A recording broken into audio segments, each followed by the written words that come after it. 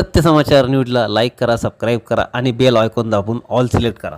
नमस्कार, आपण बघत आहात सत्य समाचार मराठी न्यूजमध्ये आपले स्वागत आहे. मी असलम नगरे. चला बघूया आजच्या. खेड भैरव गावातील पारंपरिक रस्ता बंद, ग्रामस्थांच्या शेती व दैनंदिन जीवनावर परिणाम. 15 जूनला नगर नाशिक सीमारेषेवर रास्ता रोकोचा इशारा.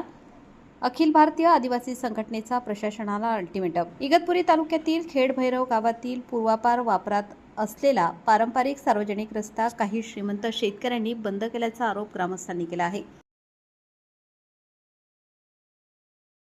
नागरिकांमध्ये तीव्र नाराजीचे वातावरण निर्माण झाले आहे. ग्रामस्थांच्या म्हणण्यानुसार गट क्रमांक 234 मधून जाणारा हा पारंपरिक रस्ता, या रस्त्यामुळे गावकऱ्यांची शेती, दैनंदिन कामे तसेच शेतीसाठी आवश्यक अवजारे व साहित्य ने-आण करण्याचे काम पूर्णपणे विस्कळीत झाले असून संबंधित शेतकऱ्यांनी पुन्हा शेती करून अडवलं आहे. त्यामुळे अनेक शेतकऱ्यांना त्यांच्या शेतापर्यंत पोहोचणे कठीण झाले असून शेतीची कामे रखडली आहेत.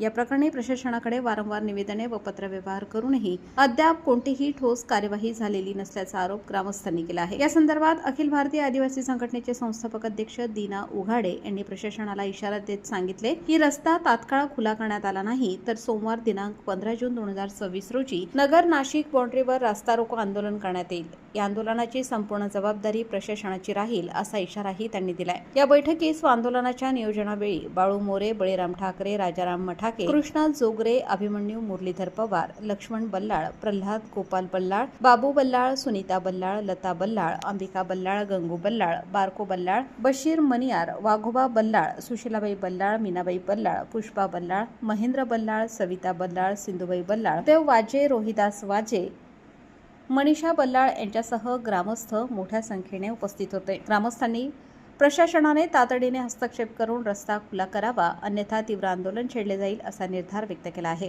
जाण्या येण्याचा तो रस्ता 1 किलोमीटरचा आहे, तो तत्काळ शासनानं करून द्यावं.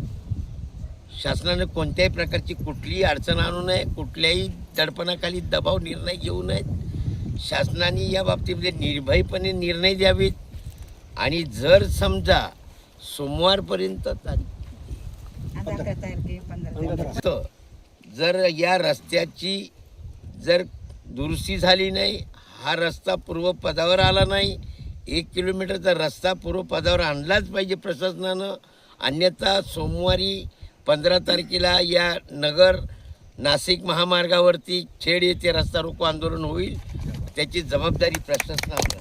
अखिल भारतीय आदिवासी सेनेचा, अखिल भारतीय आदिवासी सेनेचा, उगाडे साहेब आगे बढ़ो, उगाडे साहेब आगे बढ़ो.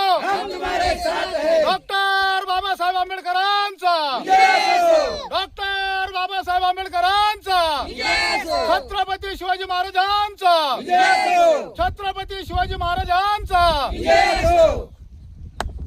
खेड मुक्काम पोस्ट खेड, तालुका इगतपुरी, जिल्हा नाशिक. आमची अशी विनंती आहे का शासनाला, का आमची जमीन गेल्या वर्षापासून पडीत राहिली, त्याच्यामुळं आम्हाला शासनाने ना आम्हाला जमिनीला रस्ता मोकळा करून देणे आणि आम्ही जमीन पिकवणे हे आमची विनंती शासनाकडे आहे.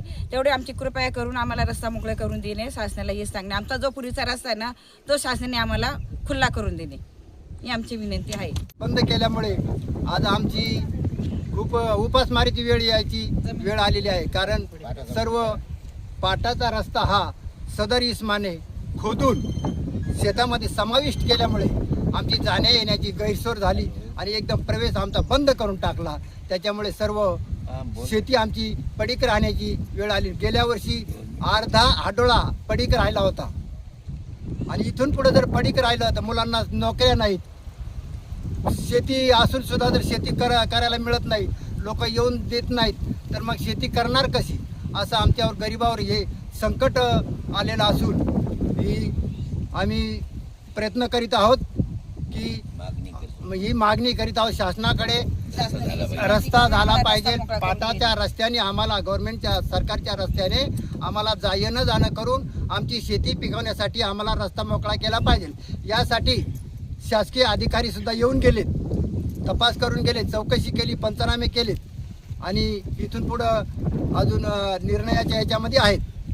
परंतु आम्हाला तात्काळ जर लवकर हा रस्ता झाला नाही तर ही पावसाळा जवळ आलेला आहे, भात पेरणी आमची थांबलेली आहे. काही शेतकऱ्यांनी भात पेरणी झाली आणि आमची हाडोळा तसाच पडलेला आहे. भात पेरणी वगैरे थांबलेली आहे रस्त्यामुळे, तरी लवकरात लवकर जर केलं तर आम्ही भात पेरणी करू आणि आडोळा पिकवायचं सुरुवात करू, शेतीला सुरुवात करू अशी आमची इच्छा आहे. आणि सर्वांची विनंती आहे की आम्हाला रस्ता मोकळा करून द्यावा म्हणून.